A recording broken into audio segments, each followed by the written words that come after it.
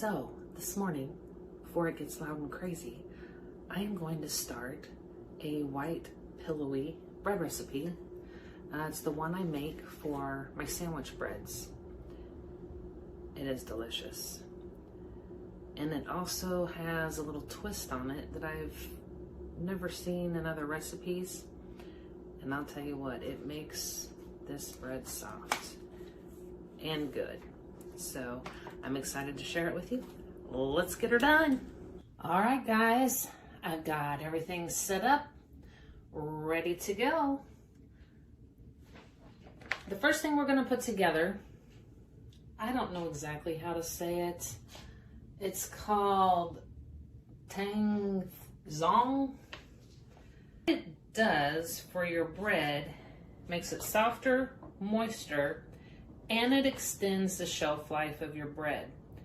It's a Japanese method for increasing the softness and shelf life of your yeast bread. What it consists of is 3 tablespoons of water, 1, 2, and I wish I had a little bit, I was kind of short on one of those. I wish I had a little bit smaller saucepan because this one's a little big, but that's all right. Okay, now we're going to put in whole milk. 3 tablespoons whole milk. 2, 3. So it's 3 tablespoons water, 3 tablespoons whole milk, and we need 3 tablespoons of flour. What we're going to do is we're going to go cook that on the stove here in a minute. But right now, while we're here, I'm going to go ahead and get all the ingredients thrown together for the dough. Well, I've got some quiet time. Okay, hope you guys can see that all right. What we're doing now is 2½ cups unbleached bread flour. Mine is not unbleached bread flour. It's just bread flour. So it's 298 grams if you're going by grams and not cups, which I like to go by grams because I literally throw it all in this bowl. I am good to go. There's no trying to get out a bunch of different stuff. Now we're going to do 2 tablespoons of dry milk. It's either Baker's Special dry milk or you can use non-fat dry milk. This is something I jar up myself, so I buy it in bulk and then I put it in these air seal or make them airtight and seal them up. So this is my powdered milk. We're doing 2 tablespoons. 1, 2. Okay, 1/4 cup of sugar.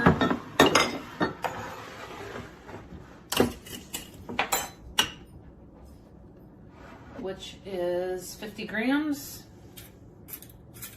Now here's the tricky part. You gotta go slow so you make sure you don't do more than you're supposed to. Because you can't take it back out.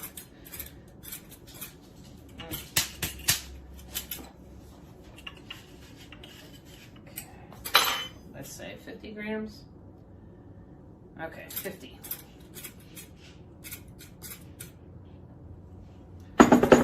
About 55. It's all gonna be fine, guys. 1 teaspoon of salt. I've got pink Himalayan. Use whatever you'd like. That's probably a little coarse, but it'll work. 1 tablespoon of instant yeast. And yes, you're gonna see me dump those together right on top of each other. I have not found that it affects my bread at all. I do like to stir it up to get it evenly incorporated into the dough. Some say if the yeast and the salt touches, it won't, it kills the yeast. I have not found that to be true. and you'll soon find out. I have 1 large egg.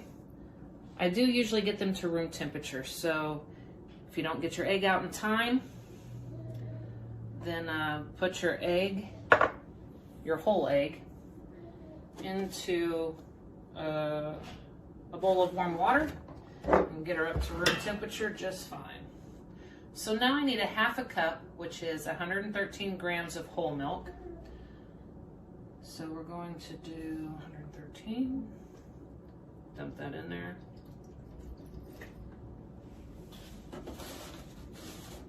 Okay, let's get this out of the way. Then we need my 4 tablespoons of melted butter to cook enough that Tangzhong, however you say it. All right, I hope I got everybody where you can see this. So, this is the milk, the water, and the flour.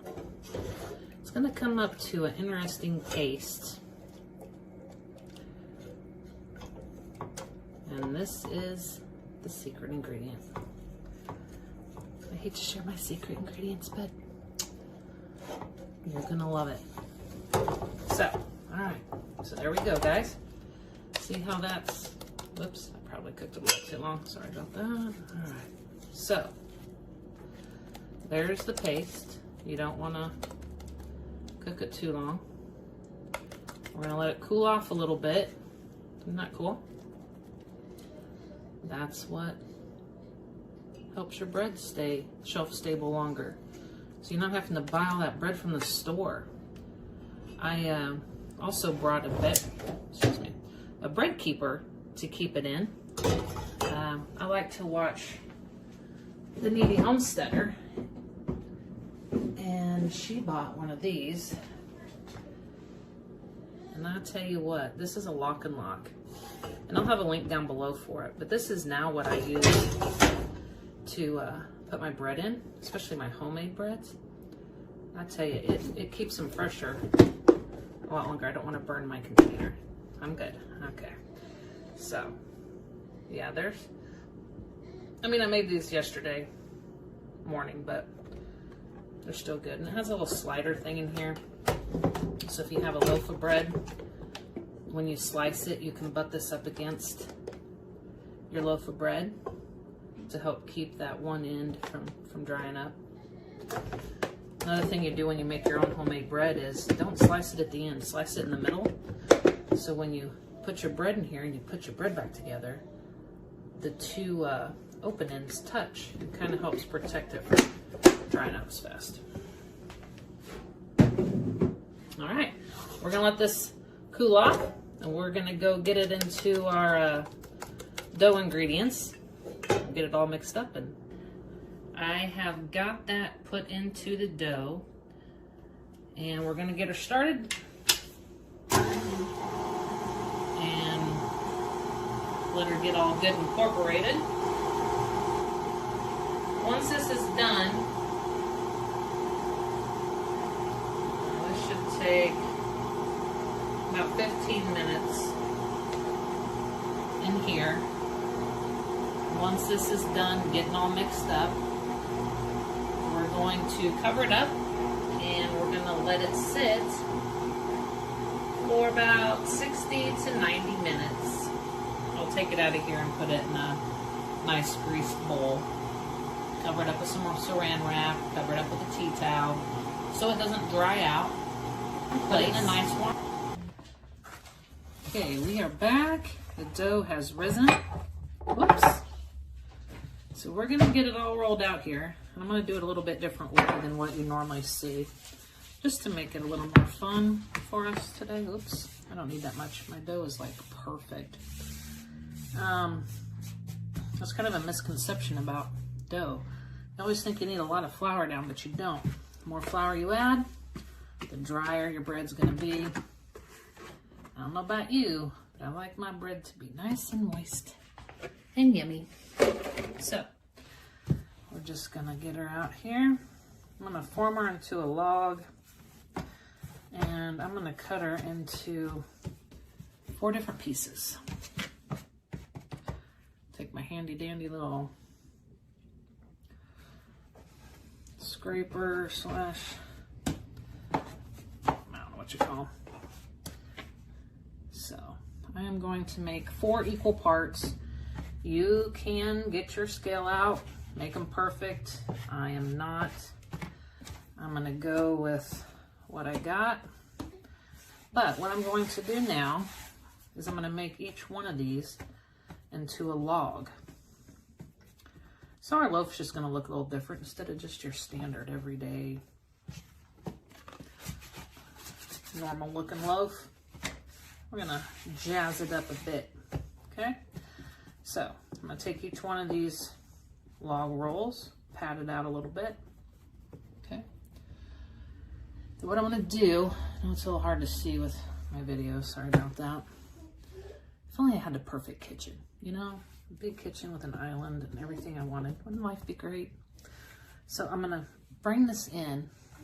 There's just no good angle, is there, guys? Let's try this. Okay, got it like that. I'm gonna pinch that down. I'm gonna keep it together. Roll it over. Sticking, that's not good. Don't wanna stick. You do want enough flour, so I'm gonna push that down. Bring it back over. Seal it up, okay? So, we've got like a little mini loaf, all right? So, I don't know if I quite made it the right size, but you know, welcome to home cooking. Okay, so I'm gonna place it in there. We are going to do this 3 more times. There again, pat it out, okay? And I didn't add enough flour again. My bad, goodness. She is a little tacky, but that's okay. Okay, so we're gonna pat it out, bring it over, push it down, bring it over, push it down, bring it over, push it down, button her up, get her in a pan. We're gonna have 4 of them, okay? Do it again, lay it out, okay? Bring it over, push her down, bring her over, push her down, bring her over, push her together. Okay. Get that one in there. 1 more, guys. Okay. All right. Over, down, over, down, over, down, over, down. Okay. All right. I'm gonna cover her up, let her sit, and we'll be back. All right, she has risen about double in size, if not a little bit more. I got sidetracked. So I've got the oven preheating to 350, and we'll get these in the oven. All right, my oven is almost ready to go, so I'm gonna lightly brush the top of these with some milk right before they go in the oven.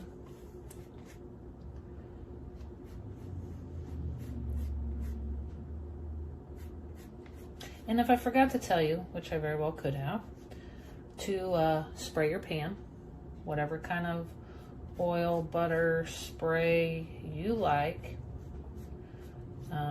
Make sure you spray your pan.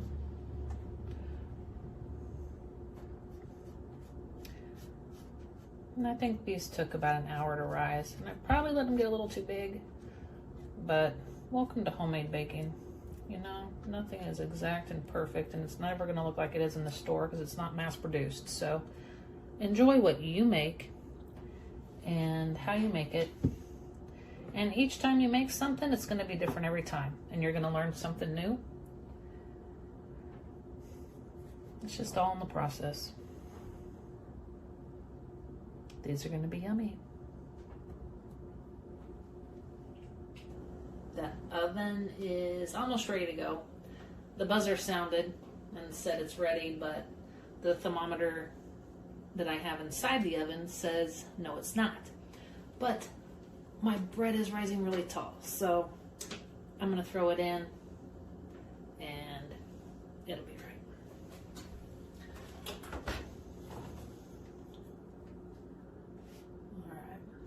Get her in there. As I showed, I brushed it with milk. Yeah, she's only about 300. This is why you want to preheat your oven well ahead of time. Don't just go by what your buzzer says. It says, oh, your oven's heated up to 350. Sometimes it's not. So it's really good to have a thermometer in your oven. This is going to be in there for roughly 30 to 35 minutes until it's golden brown. Another thing you can do is use a digital thermometer. I bought mine from Walmart. It works fine. There's some you can buy that are up to $100 or so. But I like this one. I use it for a lot in baking, mostly in baking. Once your bread is done, it'll read about 190 degrees. So we'll let her bake and we'll see what she looks like when she's done.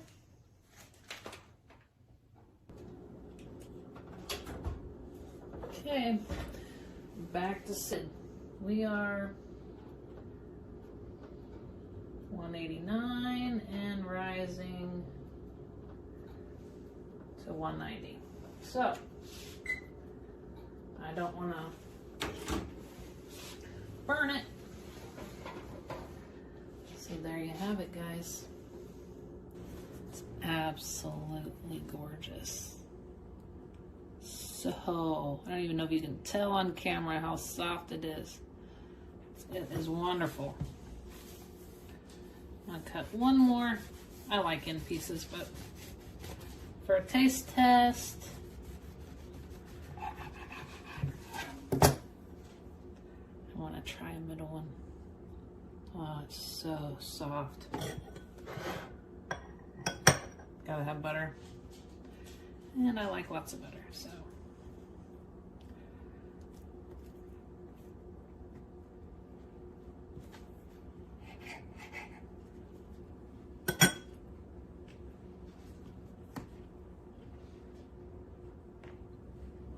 Very good, guys.